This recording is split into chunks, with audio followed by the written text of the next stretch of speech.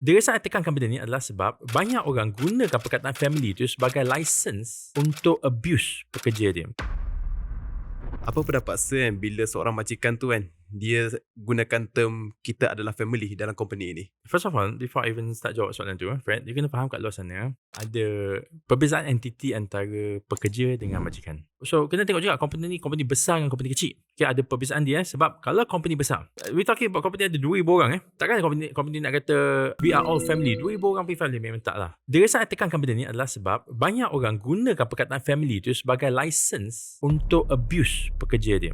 We talking about company besar, company kecil. So, bila orang kata family in the company ni, in my opinion dia macam red flag sikit. Kalau digunakan benda tu sebagai license untuk bersikap tidak adil kepada pekerja-pekerja dia. Okay, on the other hand, ada company yang dia tak perlu sebut pun we are like family, tapi dia memang treat dia punya employee macam family. So if you want to treat your employee as family, tunjukkan melalui cara. Ada company kat luar sana, breakfast disediakan, lunch disediakan, minum pagi disediakan, minum petang disediakan, dinner je lah kot. Dia kadang-kadang tanya, siapa nak makan, bos boleh belikan.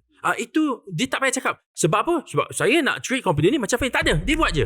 Pekerja, jangan expect company treat you as a family. Okay, sebab kalau you expect, you akan hampa. Employer pun janganlah gunakan perkataan family tu sebagai license untuk abuse you punya staff. Pekerja buat baik-baik kerja dia, majikan buat baik dia punya tanggungjawab, dua-dua boleh menang. Kita semua bila kita bekerja, kita ada base level kita. Tapi kadang-kadang when we are happy, kita sanggup buat lebih sedikit daripada what is expected of us. Sebab apa? Sebab in the end of the day, kita juga yang dapat benefit dia. Tapi at the same time, yang majikan tu janganlah menekan orang semata-mata nak save duit dan gunakan perkataan-perkataan macam kita family ataupun dalam Islam. Lepas tu dia dia pergi abuse dia punya pekerja. Just one last thing nak cakap. Bayarlah gaji pengembala kambing kamu sebelum peluh di belakang dia tu kering. So maksudnya gaji kena bayar on time. Kalau itu pun susah nak bayar, memang kau majikan yang jahat.